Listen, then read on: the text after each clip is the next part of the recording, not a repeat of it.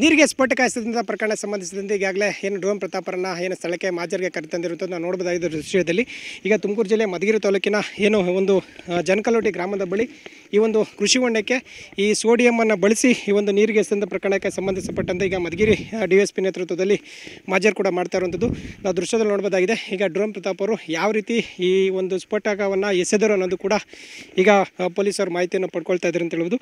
ಮತ್ತು ಯಾವಾಗ ಈ ಒಂದು ಸ್ಪಾಟಿಗೆ ಬಂದರೆ ಏನಾಯಿತು, ಏನೆಲ್ಲ ಸಾಮಗ್ರಿಗಳನ್ನು ಬಳಸಿದ್ರಿ ಅನ್ನೋದು ಕೂಡ ಈಗ ದೃಶ್ಯದಲ್ಲಿ ನೋಡಬಹುದಾಗಿದೆ. ಪೊಲೀಸರು ಆ ಒಂದು ಯಾವ ರೀತಿ ಪ್ರಯೋಗ ಮಾಡಿದ್ರಿ ಅನ್ನೋದು ಕೂಡ ತೋರಿಸಿ ಅನ್ನೋದು ಕೂಡ ಈಗಾಗಲೇ ಏನು ಅವರ ಬಳಿ ಮಾಹಿತಿ ಕೂಡ ಕೇಳ್ತಾ ಇರುವಂಥದ್ದು.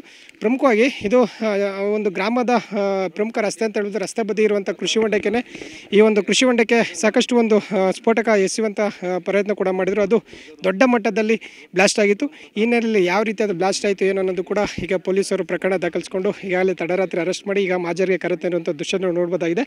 ಈಗ ತಡರಾತ್ರಿ ಏನು ಪೊಲೀಸ್ ಠಾಣೆಗೆ ಇರಿಸಿದಂಥ ಡ್ರೋನ್ ಪ್ರತಾಪರನ್ನು ಸದ್ಯ ಈ ಒಂದು ಏನು ಸ್ಥಳಕ್ಕೆ ಕರೆತಂದು ಮಾಜರ್ ಕೂಡ ಮಾಡ್ತಾ ಇರುವಂಥದ್ದು. ಸ್ಥಳದಲ್ಲಿ ಮಧುಗಿರಿ DSP ಆದಂಥ ರಾಮಚಂದ್ರಪ್ಪ ಅವರು ಮತ್ತು ಮಿಡ್ಗೇಶಿ ಪೊಲೀಸರು ಕೂಡ ಈಗಾಗಲೇ ಸ್ಥಳದಲ್ಲಿರುವಂಥದ್ದು.